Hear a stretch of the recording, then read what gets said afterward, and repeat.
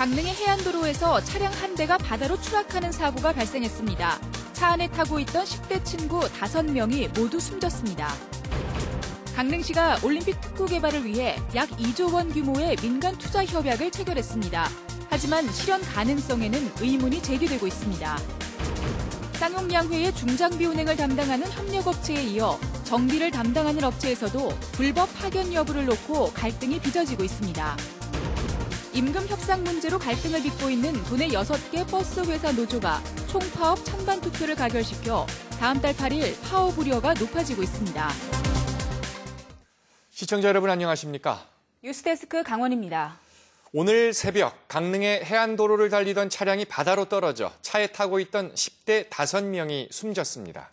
경찰은 정확한 사고 경위를 조사하고 있습니다. 이용 기자가 보도합니다. 바다에 빠진 SUV 차량을 건져내는 작업이 펼쳐지고 있습니다. 오늘 새벽 6시 반쯤 강릉의 해안도로인 헌화로를 달리던 차량이 난간을 들이받고 5m 아래 바다로 추락했습니다. 차가 빠졌다는 신고를 받고 해경과 소방당국이 구조 작업을 벌였지만 차량에 타고 있던 남자 3명과 여자 2명은 모두 숨졌습니다. 1분 만에 도착해갖고 현장을 보니까는 차가 한 3m 아래로 추락된 상태였습니다. 안전벨트도 풀려져 있는 상태고. 숨진 남자 3명은 만 19살로 올해 동해시의 한 고등학교를 졸업한 동창생이고 만 19살과 18살인 여성 2명은 이들과 친구 사이인 것으로 확인됐습니다. 숨진 만 18살 여성 1명은 언니의 신분증을 소지한 상태였습니다. 이들은 동해시의 한 카쉐어링 업체에서 새벽 4시부터 빌린 차량을 타고 가다 사고를 당했습니다. 남성 2명이 면허증을 갖고 있었지만 나이가 어려 편법으로 차를 빌렸습니다. 만 21살 이상 운전면허 취득 후 1년이 넘어야 이용이 가능하지만 아는 사람 명의로 등록된 휴대전화 애플리케이션에 접속해 신원 확인 없이 차량을 인수할 수 있었던 것으로 보입니다. 경찰은 운전자의 혈액을 채취해 국립과학수사연구원에 음주 여부를 의뢰하는 한편 블랙박스 분석 등을 통해 정확한 사고 경위를 조사하고 있습니다. MBC 뉴스 이용입니다. 강릉시가 올림픽 특구를 개발하겠다며 대규모 투자 협약을 맺었습니다. 사업 준비가 이미 시작된 단계라고 밝혔지만 구체적인 청사진이 없어 실현 가능성에 의구심이 가시지 않고 있습니다. 조규환 기자입니다. 강릉시 옥계면 금진 온천 휴양지구입니다.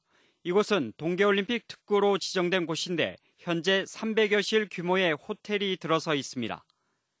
강릉시가 이곳 금진 온천 지구에 약 2조 원 규모의 투자 사업을 추진하기로 하고 민간 사업자와 협약을 맺었습니다.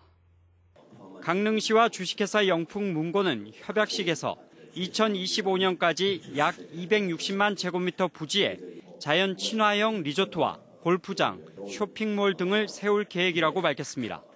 이 일대의 개발 행위가 이미 제한됐고 앞으로 주변을 토지거래 허가 구역으로 묶어 사업 부작용을 줄이겠다고 덧붙였습니다. 또 사업 예정지에 포함된 사격장 등의 군 시설물 이전 협의도 이미 시작됐다며 빠르면 내년부터 이전이 가능할 것으로 낙관했습니다.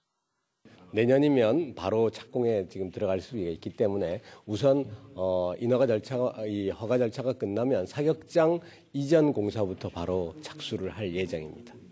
그러나 군 시설물이 해결되더라도 천연 기념물인 해안당구는 개발에 걸림돌이 될 것으로 보입니다. 관광 개발 사업에 처음 뛰어든 영풍문고가 컨소시엄을 구성한다고 하지만 막대한 자금을 어떻게 조달할지도 의문입니다. 특구 지정이 되고 토지 수용이 되고 어떤 가시권에 들어왔을 때는 저희가 개발 범위를 따로 만들 겁니다. 그래서 거기에 맞춰서 여러 가지 그룹이나 또는 제3회 여기에다 영풍문고의 계열사인 영풍이 이번 투자를 계기로 강릉시 옥계면에 비철금속 특화 산업단지를 다시 추진하려는 포석이 아니냐는 지적도 나오고 있습니다. 강릉시의 올림픽 특구 개발을 위한 투자 협약에 의구심이 생겨나고 있습니다. MBC 뉴스 조규환입니다. 시멘트 업계의 대표주자 쌍용양회의 불법 파견 시비가 확산되고 있습니다. 중장비 운행을 담당하는 협력업체에 이어 정비를 담당하는 업체에서도 불법 파견 여부를 놓고 갈등이 빚어지고 있습니다. 유인호 기자가 보도합니다. 쌍용양회 동해공장의 중장비 운행을 담당하고 있는 쌍용 동해중기입니다. 쌍용양회의 중기 업무 부서였다가 외환 위기를 겪던 1998년 협력업체로 분리됐습니다. 이 업체 노조원들은 분산은 됐지만 사실상 독립된 기업이 아니라며 쌍용양회에 직접 고용을 요구하고 있습니다. 쌍용양회 퇴직 간부들이 사장을 번갈아 맡고 있고 각종 장비의 소유권을 쌍용양회가 갖고 있는 점 등을 근거로 제시하고 있습니다. 원청이 직접 지휘 감독을 하고 하청업체가 독자적으로 할 수 있는 회사로서의 그런 독자적인 설비, 장비에 대한 고난이나 이런 것이 전혀 없는 것으로 확인되고 있습니다. 최근 들어서는 중장비 정비를 담당하는 협력업체 쌍용 동해정비에서도 같은 요구가 나오고 있습니다. 단체 교섭 결렬과 직장 폐쇄로 노사가 갈등을 빚고 있는 가운데 민주노총 소속의 노동조합은 쌍용 중기와 다를 게 없는 불법 파견이라는 주장을 펴고 있습니다. 쌍용 양회는 극구 부인합니다. 두 회사 모두 정상적인 도급 계약 관계일 뿐이며 협력업체의 운영이나 경영진 선임에 개입한다는 건 사실 무근이라고 반박합니다. 엄연한 자금 관리나 인사 관리를 별도로 하고 있는 회사 실체가 있고요. 두 번째, 불법 파견이 되려면 그 소속 근로자들이 우리 지휘 명령을 받아야 됩니다. 그런데 절대 그런 점이 없기 때문에 지난해 고소가 이루어진 쌍용 중기에 대해 노동부는 최근 불법 파견 혐의가 인정된다며 기소 의견으로 사건을 검찰에 송치했습니다. 올해 초에 노조가 진정한 쌍용 정비에 대해서는 본격 조사에 착수한 것으로 알려졌습니다. MBC 뉴스 유인호입니다. 해마다 봄이 되면 동해안 하천에는 알을 낳기 위해 회귀하는 황어떼 모습을 볼 수 있습니다. 강을 거슬러 오르는 황어떼의 모습을 배연환 기자가 전해드립니다. 몸통에 황금색 줄이 선명한 황어떼 수백 마리가 펄떡거리고 있습니다. 서로 부대끼며 몸도 비틀며 물보라를 일으킵니다.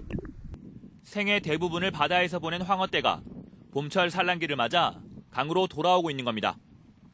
황어는 알을 낳을 때가 되면 몸에 화려한 황금색 줄이 선명해집니다. 해마다 봄철이면 동해안 하천에는 이처럼 알을 낳기에 회귀하는 황어들이 장관을 연출하고 있습니다. 어미 황어들은 돌틈 사이에 노란 알을 낳고 숨을 거둡니다.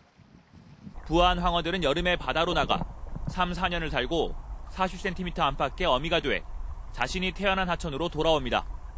황어라는 물고기는 잉어과 어류 중에는 유일하게 강과 바다를 왔다 갔다 할 수 있는 그런 물고기가 되겠고 3, 4월에 연어처럼 강을 거슬러 올라와서 자갈밭에다가 알을 놓고 태어난 하천으로 되돌아온 황어가 봄이 왔음을 알리고 있습니다. MBC 뉴스 배연환입니다. 홀몸 노인과 중증 장애인의 안전을 확인하는 응급전화기가 잦은 분량으로 응급대처에 차질을 빚고 있습니다. 관계기관이 시스템 개선에 무관심하면서 응급안전이란 제도의 취지를 무색하게 하고 있습니다. 황구선 기자입니다. 어르신 응급호출기의 신호가 끊겼습니다. 응급관리요원인 사회복지사가 출동해 호출기를 점검했더니 이상하게도 바로 119로 신고가 들어갑니다. 엄연히 정상 작동하고 있지만 먹통으로 모니터링되고 있는 겁니다. 응급요원들은 센터로 접수되는 신호를 믿지 못하고 하루 2-3번씩 현장에 나가 직접 확인할 수밖에 없습니다. 원주시는 전화기 업체와 지난달까지 모든 불량 사항을 점검했다고 밝혔지만 먹통 전화기 사례는 계속 이어지고 있습니다. 오히려 이렇게 시멘트로 돼 있는 데가 안 켜지는 경우가 있다고 그래요. 그래서 그때는 집에 와이파이 그런 기계처럼 그런 걸 세우면 서비스 종결이나 이사 등으로 장비를 이전 설치하는 일을 전문가가 아닌 응급요원에 떠넘기는 것도 문제입니다. 작년 말 응급전화기 설치 이후 수리를 요청한 기기만 150대에 달하고 오작동이 빈번하게 발생하는데도 강원도 거점 응급관리센터와 서비스의 장비 상황을 최종 점검하는 사회보장정보원마저 손을 놓고 있습니다. 제가 이걸 답변을 드려도 되지만 그래도 이거는 이 업무를 담당하고 있는 부장한테 제가 이 연락을 올리라고 제가 하겠습니다. 거동이 불편한 홀몸 노인과 중증 장애인의 안전을 위해 지난 2008년부터 시행된 응급 안전 서비스. 관계기관들의 무관심 속에 제도의 기본 취지가 무색해지고 있습니다. MBC 뉴스 황구선입니다.